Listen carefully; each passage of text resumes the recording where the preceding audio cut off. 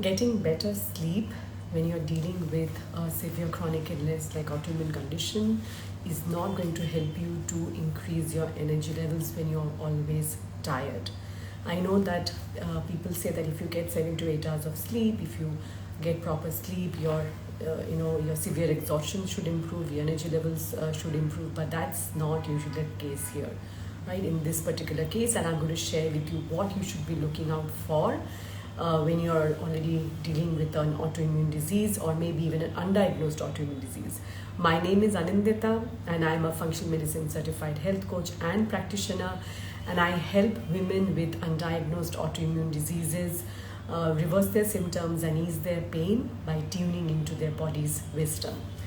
So before I continue on this, if you'd like to know more about how to take care of your mental and emotional health, I have a free upcoming workshop. It's called Taking Care of Your Mental Health When Dealing with an Undiagnosed Autoimmune Disease. The link is in the bio. Learn more and sign up. So people think that not getting enough sleep or not getting proper sleep is probably what's at play when they are, when their energy levels are really low, when they're always exhausted, there's severe exhaustion, there's fatigue, they're always tired, they're not able to play with their kids, they're not able to do their daily chores, they're not able to meet their friends, socialize, so all these things are extremely common in people with autoimmune diseases. But what they don't stop to do is, they ask, why is this so, right? Typically, because I get it. I mean, we are told that if we get proper sleep, if we get 7 to 8 hours of sleep, it is important, and it is, of course, and that good quality sleep is necessary for, for good energy levels. There are other things that might be at play, which is ensuring proper hydration, the right foods, and so this is what we know, of course, and this is all important, but that's not the main reason why you're probably tired all the time. Because we're talking about a very different level of exhaustion here, aren't we? We're talking about a level where you have had enough sleep, you've slept for 8 hours and 10 hours, and yet when you wake up in the morning, you feel as if you could sleep for 7-8 hours more, right? You feel completely wiped out no matter how long you sleep and how often you sleep. You're probably taking several naps throughout the day, and even then you don't feel the energy levels, or that you have enough energy to even carry out your daily chores. That's the level of exhaustion, that's the level of fatigue I'm talking about, and that's exactly the kind of fatigue and exhaustion and that I see in my clients, because these are women with autoimmune diseases, typically undiagnosed. They don't have an official diagnosis yet, but this is a very, very common symptom. And if this were true, that just by focusing on getting proper sleep, etc., if this were true, then anyone who was already getting 7 to 8 hours would see a massive improvement in their energy levels. They would see an improvement in their exhaustion. But this we know that this is not the case, right? You would know enough people who are already doing this. You might be already getting enough sleep, but you still don't feel any better.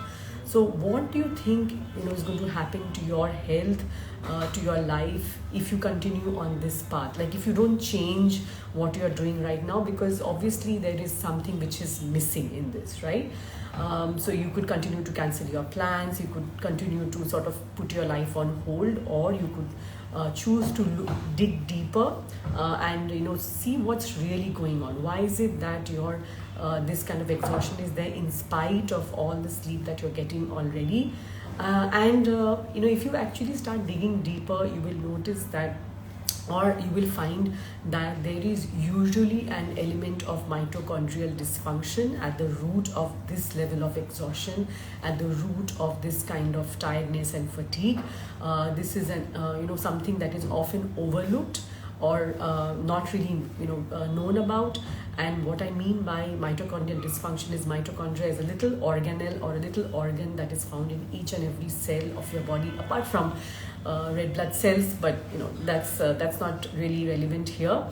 So it's necessary. This is the powerhouse of your cell. This is where energy is produced, but it actually goes much beyond that. Your mitochondria is also responsible for your cell's longevity and vitality, for clearing the waste from the cells. So think of it also, apart from energy production, think of it like, when you have when your drain gets blocked in your kitchen, that also needs to be cleaned. Otherwise it can actually create damage in different ways and stink up your kitchen. Similarly, your mitochondria is also responsible for housekeeping, essential housekeeping, and clear up all the debris from your cells. So actually its role goes far beyond only energy production, and it's important for you to understand that. This is usually what happens is that when there is a severe kind of chronic illness, the mitochondrial dysfunction is also part of it.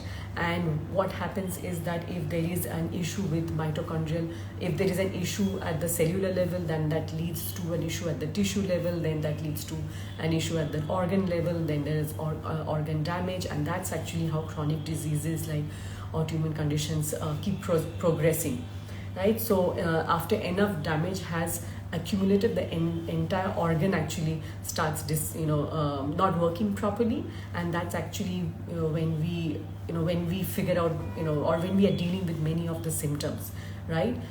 So it is only by understanding this understanding what's really at play beneath your severe exhaustion, beneath your fatigue, beneath your tiredness. It goes, as you can see, it goes far beyond your having enough water or getting enough sleep. There is this element of your mitochondrial health which you also need to focus on. This is even more important if you're already dealing with a chronic illness.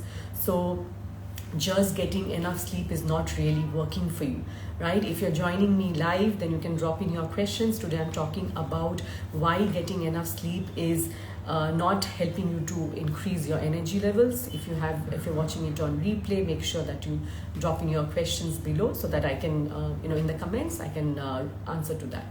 So tuning into your body's wisdom is where you start, because while you when you are already doing what you have what you have always known, which is get in the right foods, etc., and it's still not working, you will need to actually understand how you can tune into your body's wisdom, how you can use your body as a barometer to really understand what's going on. If you're already trying out different things and you're not seeing the improvement, it's of course time to dig a bit deeper. This is exactly what I help my clients do in my coaching program, and focusing on their mitochondrial health as a part of increasing their energy levels forms a part of the first module of my program, where we look at all the interconnectedness at play here, right? All of what's happening in your body is connected to each other.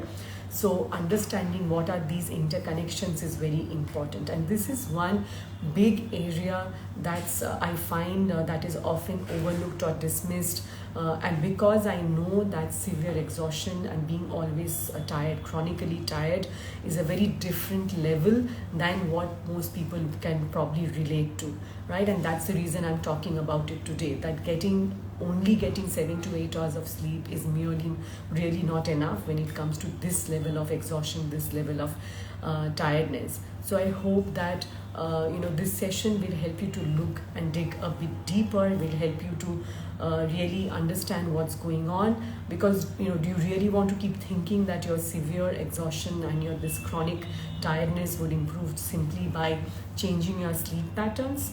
Because you've already done all that. You need to figure out what's really going on, and this is exactly what I help my clients to do in my coaching program. We actually peel the layers of the onion, and we dig deeper and deeper as to what's really at play, right? What is it when we've tried everything that we are still dealing with all these issues? So if you like what I have to say, I actually have a free upcoming workshop on the 30th of May, and this is for understanding what kind of mental and emotional health what kind of toll living with an autoimmune disease, especially with an undiagnosed autoimmune disease, takes on our mental and emotional health, and how do we deal with that? How do we deal with all the negative emotions? How do we deal with our thoughts and our feelings, the stress of living with this kind of condition?